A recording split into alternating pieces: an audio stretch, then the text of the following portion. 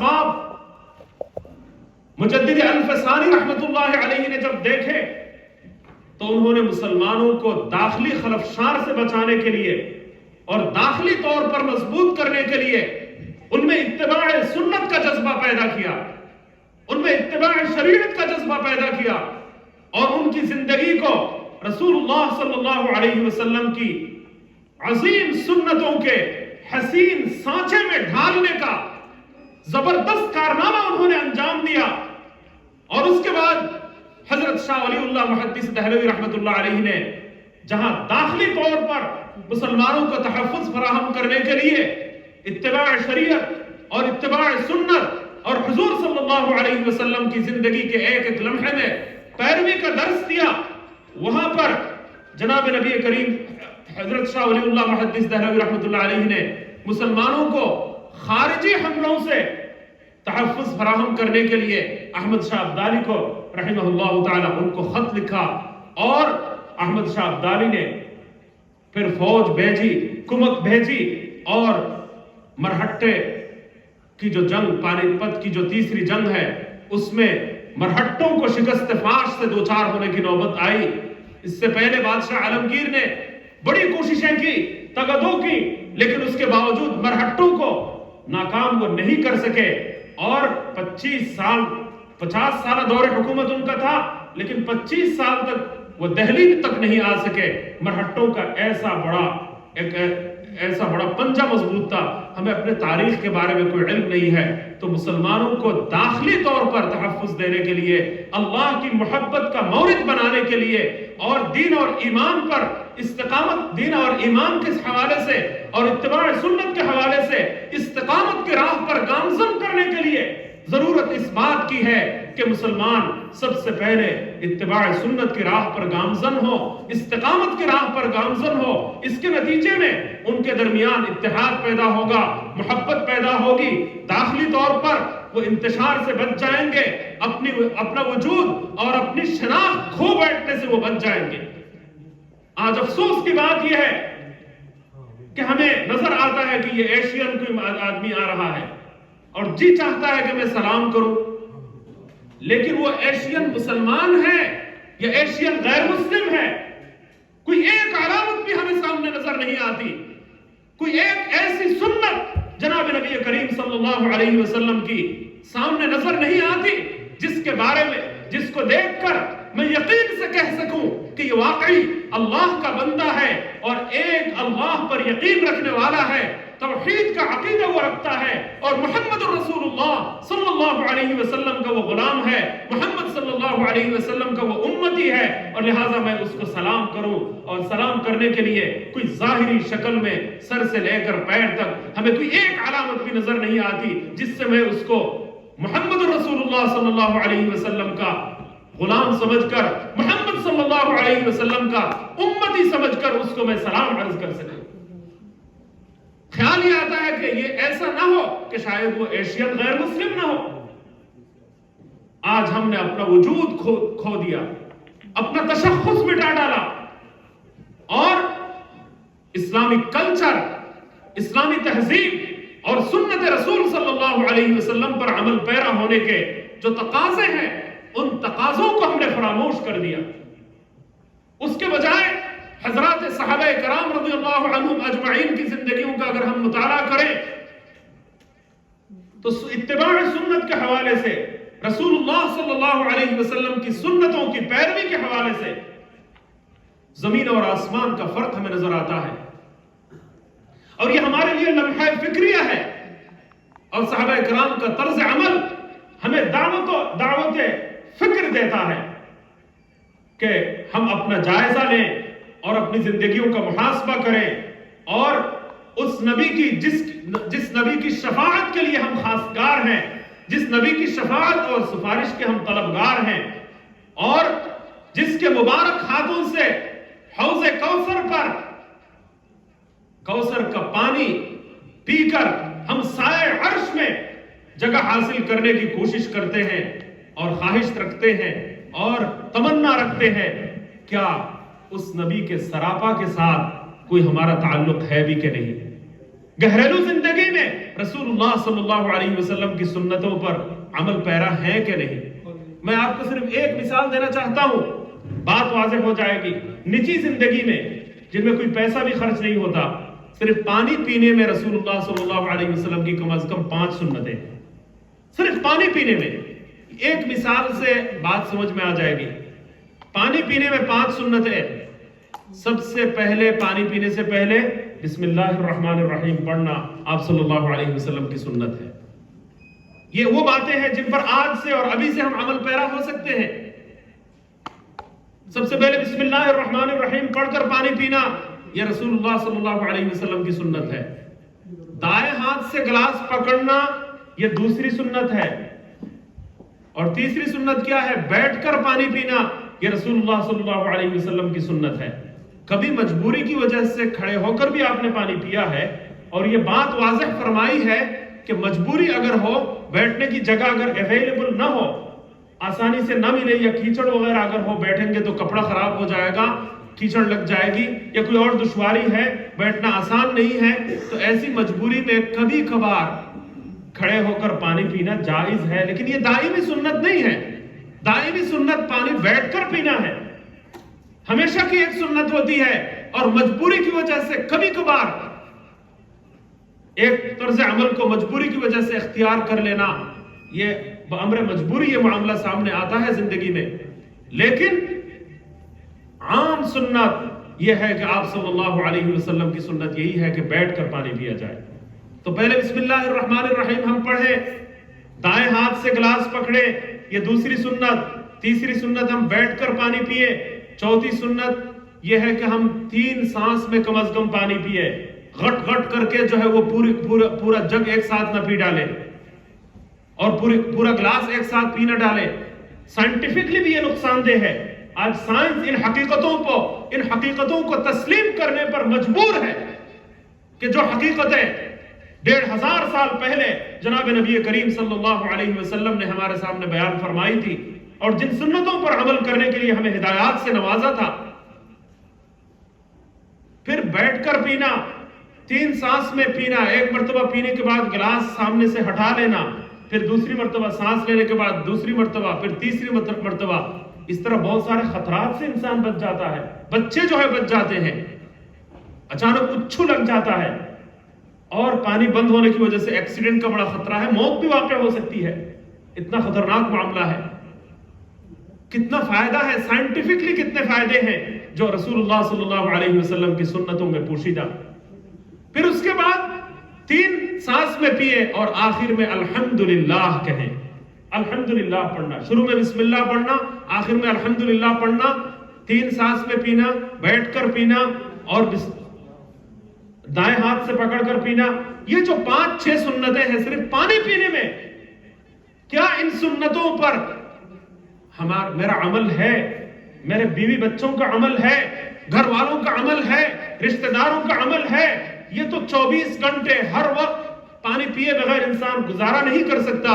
کیا پانی پینے کی سنت پر ہمارا عمل ہے یا نہیں؟ کبھی ہم نے یہ جائزہ لیا تھا یا نہیں لیا تھا؟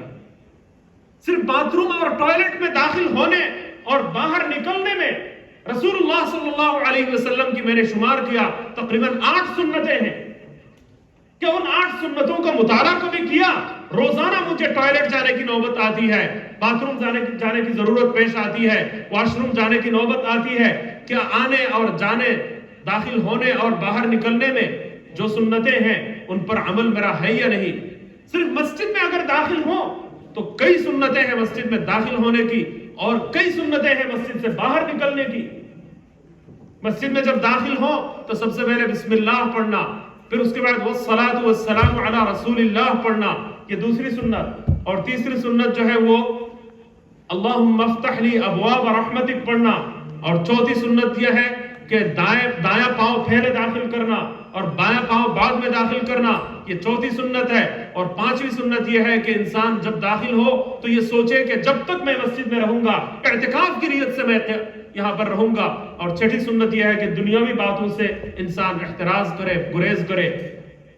ہاں، اچانک کوئی اکا دکا بات نظر آ جائے تو اصل کام جو ہے وہ عبادت ہو، اللہ کا ذکر ہو۔ وَأَنَّ الْمَسَاجِدَ لِلَّهِ فَلَا تَدْعُوا مَعَ اللَّهِ أَحَدًا۔ ومن اظلم ممن منع مساجد اللہ ان یذکر فیہا اسمہ وسعی فی خرابہا. یہ مسجد ذکر کی جگہ ہے، وہ بنیادی طور پر دنیاوی کام کرنے کے لیے ہم نہیں جاتے. ہاں گئے عبادت کے لیے، اور درمیان میں کوئی ایک آدھ بات سلام دعا کے بعد اگر کسی سے ہو جائے تو وہ ناجائز نہیں ہے، حرام نہیں ہے، لیکن دنیاوی بات ہی کے لیے انسان جائے اور مسلسل وقت جو ہے وہ اسی کام کے لیے گزارنا شروع کر دے تو وہ غلط بات ہے. اسی طرح مسجد سے باہر نکلنے کے وقت اللہم بسم اللہ پڑھنا، والصلاۃ والسلام علی رسول اللہ پڑھنا، بایاں پاؤں پہلے نکالنا اور دایاں پاؤں بعد میں نکالنا، اور پھر اس کے بعد جو ہے اللہم انی اسألک من فضلک یہ دعا پڑھنا، اور پھر حلال رزق کی نیت کرنا. اور ایک عجیب بات یہ ہے کہ مسجد سے آپ جب باہر نکلیں گے تو آپ بایاں پاؤں پہلے نکالیں گے اور دایاں پاؤں بعد میں نکالیں گے، لیکن جوتا پہننے میں بھی تو سنت ہے. اب جوتا پہننے میں کیا سنت ہے کہ پہلے دایاں پاؤں انسان داخل کرے؟ تو عام طور سے یہ ہوتا ہے کہ مسجد سے بایاں پاؤں جب نکالتے ہیں پہلے تو اسی بائیں پیر پر جو ہے وہ جوتا داخل کر دیتے ہیں، بایاں پیر جو ہے جوتے میں داخل کر دیتے ہیں. تو وہ جوتا پہننے کی جو سنت ہے اس پر عمل نہیں ہو پاتا. تو اس لیے ہم نے اپنے اساتذہ اکرام کو یہ دیکھا کہ بایاں پیر نکال کر وہ بائیں والے جوتے پر پہلے اوپر رکھ دیتے ہیں، پھر دایاں پاؤں نکالتے ہیں تو پہلے دایاں پاؤں جوتے میں ڈالتے ہیں، اس کے بعد بایاں پاؤں جو ہے وہ جوتے میں ڈالتے ہیں. تو اس طرح تمام سنتوں پر عمل پیرا اگر آپ ہوں گے تو اس کے نتیجے میں کیا ہوگا؟ یحببکم اللہ، ہم اللہ کی محبت کا مرکز بن جائیں گے، ہم اللہ کی محبت کا مورد بن جائیں گے، ہم اللہ کی محبت کی تجلیگاہ بن جائیں گے، ہم اللہ کی محبت کی اور نظر کرم کے مصداق ہم بن جائیں گے. اور نتیجہ یہ ہوگا کہ محبوبیت کی صفت ہمارے اندر پیدا ہو جائے گی، محبت کی صفت ہمارے اندر پیدا ہو جائے گی، محبت کی خاصیت ہمارے اندر پیدا ہو جائے گی. کیونکہ یحببکم اللہ کے ذریعے اللہ نے دوسرے لفظوں میں یہ اعلان فرما دیا کہ میرے حبیب مکرم، میرے رسول معظم حضرت محمد مصطفیٰ احمد مجتبیٰ صلی اللہ علیہ وسلم کی سنتوں کی پیروی کو اگر زندگی کا شیوا تم بنا لو گے، زندگی کی عادت اگر تم بنا لو گے، اور ہر عمل میں یہ نیت اگر ہو کہ میں سنت کی پیروی کی نیت سے یہ کام کر رہا ہوں، تو اس کا نتیجہ کیا ہوگا کہ محبت کی خاصیت ان اعمال میں موجود ہے. لہٰذا ایسے اعمال جو ذاتی زندگی میں اور روزمرہ کی زندگی میں جتنی سنتیں ہیں اور چھوٹے چھوٹے کاموں میں جو سنتیں پوشیدہ ہیں ان کو مستحبات کے نام سے تعبیر کیا جاتا ہے. تو میرے استاد محترم حضرت مفتی اعظم پاکستان حضرت مولانا مفتی محمد رفیع عثمانی صاحب دامت برکاتہم رئیس الجامعہ دارالعلوم کراچی، ان کا ایک بیان، ایک رسالہ ہے، بیان پر مشتمل رسالہ ہے مستحبات، اس نام سے ان کا ایک رسالہ بھی ہے کہ ان کو مستحب کیوں کہا جاتا ہے؟ کہ یہ محبت کی کشش ان میں موجود ہے، محبت کھینچ، یہ اعمال محبت کھینچ لاتے ہیں. آپ دیکھیے گا یحببکم اللہ کہ اللہ تم سے محبت کرنے لگے گا. جب اللہ محبت کرنے لگے گا تو مخلوق کہاں پیچھے رہے گی؟ عجیب بات یہ ہے کہ مجھے حضرت مولانا عیسیٰ منصوری صاحب ایک مرتبہ بتا رہے تھے کہ پاکستان سے حضرت مولانا سید نفیس الحسینی شاہ صاحب رحمت اللہ علیہ ایک مرتبہ تشریف لائے تو ٹرینوں میں بیٹھے تو سنت پر عمل چونکہ دائمی تھا تو اللہ تعالیٰ نے ایسا اثر دیا، ایسی کشش عطا فرمائی کہ انگریز لوگ جو ہے وہ ان کا بوسہ لیتے ہوئے جا رہے تھے، اور ہر یعنی غیر مسلم بھی ان کے اوپر بھی ایسا روحانی اثر پڑا تھا کہ وہ بھی کچھ بہت عظیم ہستی سمجھ کر ان سے دعائیں لیتے ہوئے جا رہے تھے. تو اللہ والوں کے اندر یہ بات ہمیں نظر آتی ہے، ان کا چہرہ دیکھ کر، ان کی چال ڈھال دیکھ کر، ان کا سراپا دیکھ کر، ان کا چہرہ انور دیکھ کر. کبھی آپ نے نماز پڑھتے ہوئے زندگی میں نہیں دیکھا لیکن بس میں داخل ہو رہا ہے، ہاں بھائی یہ نمازی ہے. زندگی میں ایک مرتبہ بھی نماز پڑھتے ہوئے آپ نے نہیں دیکھا لیکن دل گواہی دیتا ہے، چہرہ یہ گواہی دیتا ہے اور سراپا اس بات کی گواہی دیتا ہے کہ نہیں یہ سنتوں پر عمل پیرا انسان ہے. سبحان اللہ العظیم.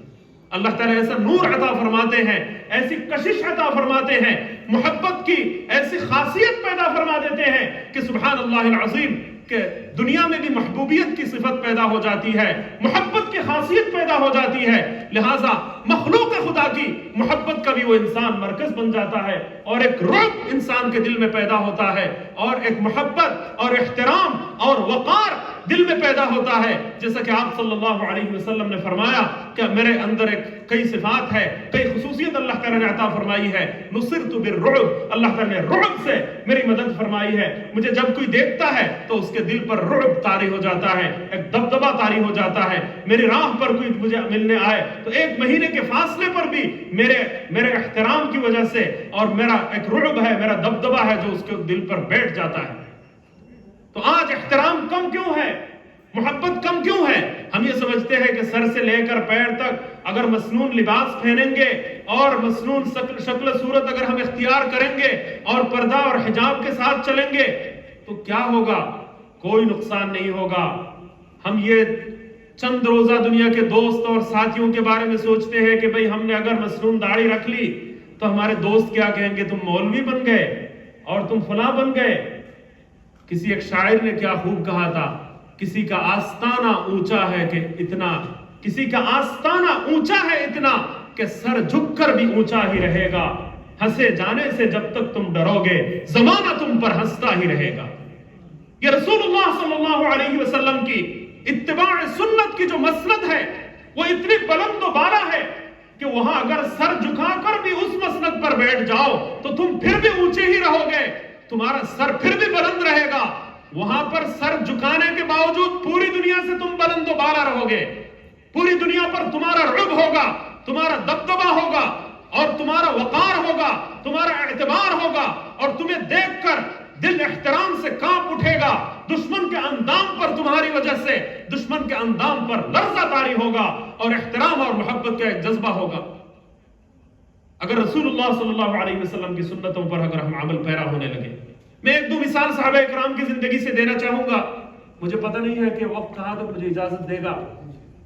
حضور نبی کریم سرور دو عالم صلی اللہ علیہ وسلم کی سنتوں پر عمل کرنے کے لیے روزمرہ کی زندگی میں, لباس پوشاک میں, ڈریس میں, لائف سٹائل میں, سونے میں, اٹھنے میں, جاگنے میں, چلنے پھرنے میں اور زندگی کے ایک ایک لمحے میں جناب نبی کریم سرور دو عالم صلی اللہ علیہ وسلم کی سنتوں کی پیروی اور اتباع کا کیسا فراواں جذبہ, کیسا حسین جذبہ, کیسا عاشقانہ جذبہ حضرات صحابہ کرام رضی اللہ عنہم اجمعین کے سینے میں اللہ تعالیٰ نے ودیعت فرمایا تھا.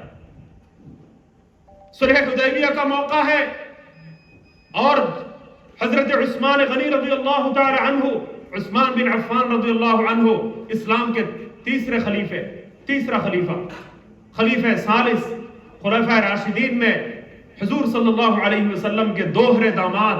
اور آپ نے فرمایا تھا کہ میرے پاس اگر بیٹیاں مسلسل ہوتی اور ایک کے بعد سب کا انتقال ہوتا چلا جاتا تھا, سب کو میں ایک کے بعد دوسری, ایک کے بعد دوسری, دوسری کے بعد تیسری, تیسری کے بعد چوتھی میں عثمان کے ساتھ عثمان کے نکاح میں دیتا چلا جاتا تھا. ایسا عظیم مقام اللہ تعالیٰ نے حضرت سیدنا عثمان غنی رضی اللہ عنہ کو عطا فرمایا. تو حضرت سیدنا عثمان غنی رضی اللہ عنہ کے اندر جود و سخا کی بھی بڑی کیفیت تھی. صلح حدیبیہ کے موقع پر مسلمانوں کی طرف سے باہمی مذاکرات کے لیے, ڈائیلاگ کے لیے سرداران قریش کے ساتھ ملنے کی خاطر حضرت سیدنا عثمان غنی رضی اللہ تعالی عنہ کا نام طے کیا گیا تھا. اور عجیب بات یہ ہے کہ دوسرے بڑے بڑے صحابہ کرام بھی موجود تھے, لیکن سیدنا عثمان غنی رضی اللہ عنہ کو ترجیح اس لیے دی گئی, پرائیورٹی اس لیے دی گئی کہ ان کی داد و دہش, ان کی جود و سخا, ان کی عطا اور ان کی فراوانی کے ساتھ لوگوں کو کھلانا, ان کی ضیافت, ان کی مہمان نوازی سب میں مشہور تھی. سارے لوگوں میں وہ امیر تھے, اللہ تعالیٰ نے ان کو مال و دولت سے نوازا تھا. ان کے دسترخوان میں ایسا کوئی بھی نہیں تھا سرداران قریش میں سے جو کبھی نہ کبھی بیٹھا ہو. لہٰذا باہمی مذاکرات کے لیے, ڈائیلاگ کے لیے ظاہری طور پر جس آدمی کا اثر و رسوخ زیادہ پڑ سکتا ہے, ایسے آدمی کا انتخاب یہ بھی رسول اللہ صلی اللہ علیہ وسلم کی سنت ہے. چنانچہ حضرت سرداران قریش سے بات چیت کرنے کے لیے, ڈائیلاگ اور مذاکرات کرنے کے لیے حضرت عثمان غنی رضی اللہ عنہ کا نام تجویز کیا گیا اور آپ تشریف لے گئے.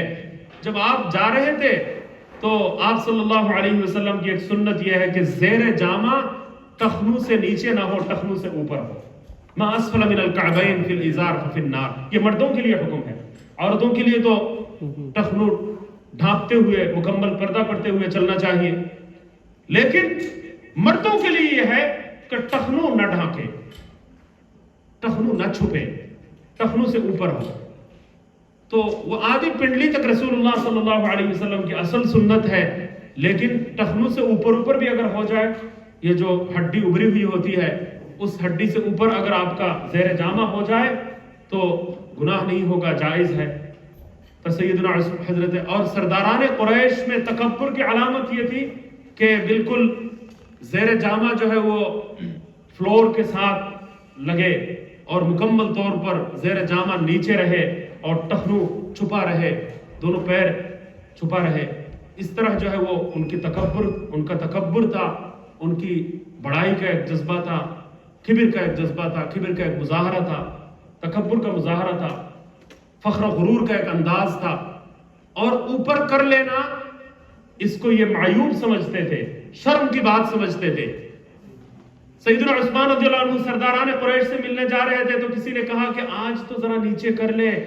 سرداران قریش کے جو سردار ہیں وہ اس بات کو معیوب سمجھتے ہیں، شرم کی بات سمجھتے ہیں. ذرا اوپر آپ نے کیا ہوا، تھوڑا سا نیچے کر لے اور تھوڑا سا نیچے کر لے. حضرت عثمان غنی رضی اللہ عنہ نے صاف لفظوں میں جواب دیا، ہاکذا ازار صاحبنا صلی اللہ علیہ وسلم. میرے حبیب مکرم رسول معظم حضرت محمد صلی اللہ علیہ وسلم کا ازار اور زیر جامہ ایسا ہی تھا، ایسا ہی ہے، لہٰذا میں اس سے سر منہ انحراف نہیں کر سکتا، کوئی اس سے اختلاف نہیں کر سکتا، اس خلاف ورزی نہیں میں کر سکتا. میں ایسا ہی میں زیر جامہ پہنوں گا، لنگی پہنوں گا، پاجامہ میں پہنوں گا جس طرح میرے نبی کریم صلی اللہ علیہ وسلم کا پاجامہ ہے، ان کا زیر جامہ ہے، ان کی لنگی ہے. سبحان اللہ العظیم. تو کوئی پرواہ نہیں کی، کوئی حالات کی وجہ سے وہ ڈرے نہیں ہے اور ماحول سے وہ گھبرائے نہیں ہے. ان حضرات نے ماحول کو متاثر کیا ہے، ماحول سے وہ خود متاثر نہیں ہوئے. آج جو ہے سنتوں پر عمل کرتے ہوئے ہم ماحول سے متاثر ہو جاتے ہیں. یہ افسوس کا مقام ہے، یہ قابل اصلاح بات ہے اور یہ دعوت فکر ہے. بہت کم لوگ دنیا میں، دو قومیں ایسی ہیں جن کی تعداد پوری دنیا میں کم ہے، لیکن آپ دیکھیں گے کہ تعداد کم ہونے کے باوجود، میں نام نہیں لیتا آپ پہچان جائیں گے، دو مذہب کے لوگ ایسے ہیں جو تعداد میں کم ہے لیکن انہوں نے داڑھی کی سنت کو کبھی نہیں چھوڑا، اپنا یونیفارم جو ہے وہ باقی رکھا. اور بعض لوگوں نے اپنا عمامہ باقی رکھا، جو بھی ہو ان کا انداز، وہ اپنی پگڑی اور عمامہ وہ چھوڑتے نہیں ہیں، چاہے وہ تعداد میں کتنے کم ہی کیوں نہ ہو. وہ بس چلا رہے ہوں، ٹرین اسٹیشنوں پر کام کر رہے ہوں، یہاں آفیسیل کام کر رہے ہوں مغربی دنیا میں آ کر، تو وہ اپنا وزیر اعظم بن کر بھی وہ عمامہ نہیں چھوڑتا، عوامہ ترک نہیں کرتا، چونکہ ان کا مذہبی یونیفارم ہے. لیکن ہم کیوں ڈرے ہوئے ہیں؟ انہوں نے اپنا وجود تسلیم کیا ہوا ہے، ان کا نام بھی ہونا چاہیے تاکہ ان کا نام بھی کوئی نہ جانے، لیکن انہوں نے اپنا یونیفارم باقی رکھا ہوا ہے. اس کی وجہ سے ان کی تعداد کم ہونے کے باوجود پوری دنیا میں اپنے وجود کا لوہا انہوں نے تسلیم کیا ہوا ہے پوری دنیا میں. آپ جانتے ہوں گے دونوں اقوام کے بارے میں آپ کو اندازہ ہو گیا ہوگا. تو مسلمان اپنا یونیفارم کیوں چھوڑ دیتے ہیں؟ پھر ذاتی زندگی میں، گھریلو زندگی میں رسول اللہ صلی اللہ علیہ وسلم کی آسان کچھ سنتیں میں بتاتا ہوں. صرف ایک سنت پر آپ عمل کر سکتے ہیں کہ ہر اچھے کام سے پہلے بسم اللہ پڑھنا. لائٹ آن کرتے وقت بسم اللہ پڑھنا یہ رسول اللہ صلی اللہ علیہ وسلم کی سنت ہے. لائٹ آف کرتے وقت بسم اللہ پڑھنا آپ صلی اللہ علیہ وسلم کی سنت ہے. کتنی دفعہ ہمیں لائٹ آف کرنے اور آن کرنے کی ضرورت اور نوبت پیش آتی ہے؟ کتنی دفعہ سالن پکانا شروع کریں، کھانا تیار کرنا شروع کریں، روٹی پکانا شروع کریں، بسم اللہ پڑھنا رسول اللہ صلی اللہ علیہ وسلم کی سنت ہے. کیا خواتین اس پر عمل کرتی ہیں؟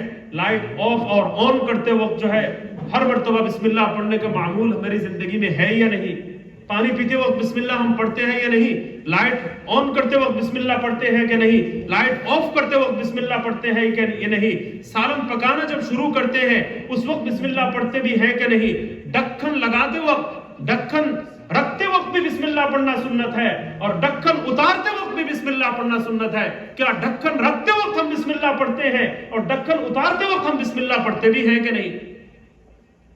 اپنی گھریلو زندگی اور کچن کی زندگی اور عام زندگی کو بھی ہم رسول اللہ صلی اللہ علیہ وسلم کی سنت کے مطابق ڈھالتے ہوئے اللہ کی محبوبیت کا پروانہ ہم حاصل کر سکتے ہیں۔ چھوٹے بچوں سے پیار کرنا جناب نبی کریم سرور دو عالم صلی اللہ علیہ وسلم کی عظیم سنت ہے۔ آپ صلی اللہ علیہ وسلم کے یہ عمل لکھا ہوا ہے کہ وہ بچوں کو آپ صلی اللہ علیہ وسلم پہلے سلام کرتے تھے، کبھی بچوں کو پہل کرنے کا بھی موقع نہیں دیتے تھے، بچوں کو سلام کرنے میں آپ صلی اللہ علیہ وسلم پہل فرماتے تھے۔ ہمارا معاملہ بالکل الٹا ہے، ہم یہ کہتے ہیں میں تمہارا ماموں ہوں مجھے سلام کرو، یہ میں چچا ہوں سلام کرو بیٹا بہت اچھی بات ہے سلام کرو۔ وہ بھی جب بڑا ہوتا ہے تو وہ یہی حرکت دہراتا ہے، حالانکہ یہ رسول اللہ صلی اللہ علیہ وسلم کی یہ سنت نہیں ہے۔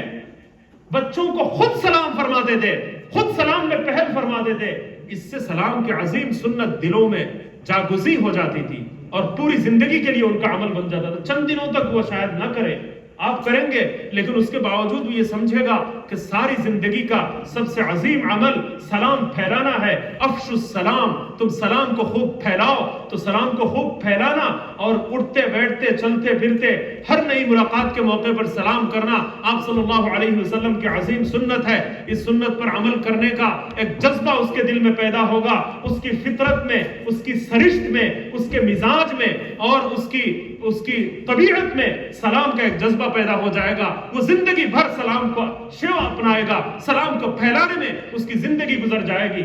اگر ہم خود سلام کرنے والے بن جائیں گے تو ہمارا معاملہ الٹا ہے۔ بچوں سے پیار کرنا، ان سے مسکرا کر ملنا، ان سے محبت کرنا، ان کو آغوش محبت میں اٹھا لینا، یہ رسول اللہ صلی اللہ علیہ وسلم کی سنت ہے۔ تو میرے شیخ حضرت مفتی محمد تقی عثمانی صاحب کے شیخ حضرت ڈاکٹر عبدالحی صاحب عارف رحمۃ اللہ علیہ نے فرمایا بھائی ہر ایک کا جذبہ یہ ہوتا ہے کہ بچوں سے پیار کریں، تو آپ لوگ یہ تو ایک فطری جذبہ ہوتا ہے، تو آپ ایسا کریں کہ جب گھر میں پہنچے تو گھر پہنچنے کے بعد دل کا جذبہ تو یہی ہے، دلی داعیہ تو یہی ہے کہ بچے کو گود میں اٹھا لو، اس کو مسکراتے ہوئے دیکھ کر اس کا بوسہ لو، اس سے پیار کرو، محبت کرو۔ یہ تو ہر انسان کا فطری جذبہ ہوتا ہے۔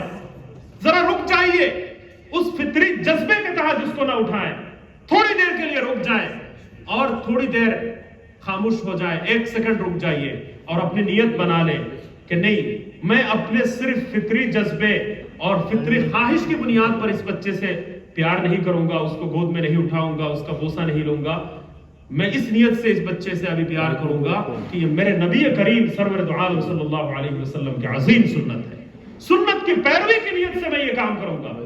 جب یہ جذبہ دل میں پیدا ہو جائے گا، چند دنوں تک مشق کرنے کی نوبت آئے گی۔ گھر میں آپ جب پہنچیں گے تو باہر کے جو ساری مصروفیات، اس کا اثر انسان کی طبیعت پر ہوتا ہے۔ تو ایک سنت پر میں آج آپ سے وعدہ لینا چاہوں گا، اس پر عمل آسانی سے ہو سکتا ہے کہ آپ جب گھر میں داخل ہوتے ہیں تو باہر کی ساری مصروفیات کی وجہ سے غصے کے اثرات ہوتے ہیں، لیکن رسول اللہ صلی اللہ علیہ وسلم کی سنت یہ ہے کہ آپ ان اثرات کو باہر چھوڑ کر مسکراہٹوں کا غنچہ چہرے پر سجائے آپ گھر میں داخل مسکرا کر گھر میں داخل ہو روزانہ۔ کیا اس سنت پر ہم روزانہ عمل کر سکتے ہیں نا؟ روزانہ ہم جب داخل ہوں گے گھروں میں تو ہم مسکرا کر گھر میں داخل ہوں تو گھر کے بہت سارے مسائل بھی حل ہو جائیں گے انشاءاللہ تعالی۔ اس طرح اسوہ رسول اکرم صلی اللہ علیہ وسلم کے نام سے حضرت ڈاکٹر عبدالحی عارفی رحمۃ اللہ علیہ جو حکیم الامت حضرت مولانا اشرف علی تھانوی رحمۃ اللہ علیہ کے خلیفہ اجل تھے، ان کی ایک کتاب ہے اسوہ رسول اکرم صلی اللہ علیہ وسلم، اس میں تمام سنتوں کی لسٹ اور فہرست ہے۔ آپ جس بارے میں سوچیں گے کہ بال میں کیسے رکھوں، سونے کی کیا سنتیں ہیں، جاگنے کی کیا سنتیں ہیں، وضو کی کیا سنتیں ہیں، اس طرح جو ہے روزمرہ کی زندگی کے ہر عمل کے لیے ایک ڈائری انہوں نے بنا دی ہے۔ حضرت شیخ الاسلام مفتی تقی عثمانی صاحب کے بھی شیخ تھے اور حکیم الامت مجدد ملت حضرت تھانوی رحمۃ اللہ علیہ کے وہ عظیم خلیفہ مجاز تھے۔ وہ کتاب آپ ضرور حاصل کیجیے گا، اسوہ رسول اکرم صلی اللہ علیہ وسلم ہر گھر میں رہنی چاہیے اور اس کا مطالعہ ہونا چاہیے۔ میں مثالیں پیش نہیں کر سکا، 1-2 مثالیں میں نے پیش کی اور چند سنتوں کی طرف آپ کو توجہ دلائی۔ یہ چند جھلکیاں ہیں، باقی ان کو سامنے رکھتے ہوئے باقی زندگی کے تمام معاملات کے بارے میں میرے نبی کریم صلی اللہ علیہ وسلم کی عظیم سنتیں کیا ہیں وہ ہم پہلے معلوم کریں اور ان پر عمل پیرا ہونے کی ہم کوشش کریں۔ اللہ تعالی ہم سب کو اتباع سنت کی توفیق عطا فرمائے اور آج کی سیرت النبی کانفرنس کا یہی پیغام ہو اور آپ کے مشن اور ویژن اور دعوت کو مغرب میں اور یورپ میں عام کرنے میں اللہ تعالیٰ ہم کردار ادا کرنے کی ہم سب کو توفیق عطا فرمائے اور ہماری ذبوحانی دور فرمائے جو سنت کو چھوڑنے کے نتیجے میں آئی ہوئی ہے، انحطاط ختم فرمائے، امت مسلمہ کا بول بالا فرمائے، سر فخر سے بلند فرمائے۔ آج کی اس عظیم کانفرنس کو اللہ تعالیٰ قبولیت کا شرف عطا فرمائے۔ حضرت امام قاسم صاحب کا بھی شکریہ، الخیر فاؤنڈیشن، اقرا ٹی وی کے تمام منتظمین کا میں دل کی گہرائیوں سے شکریہ ادا کرتا ہوں اور تمام ناظرین کا بھی شکریہ ادا کرتا ہوں کہ سیرت النبی کے عنوان سے صلی اللہ علیہ وسلم تمام کانفرنسوں کو آپ نے کامیابی سے ہمکنار فرمایا۔ اللہ تعالیٰ مجھے بھی اور آپ کو بھی عمل کی توفیق سے بہرور فرمائے۔ السلام علیکم ورحمۃ اللہ، جزاکم اللہ خیرا۔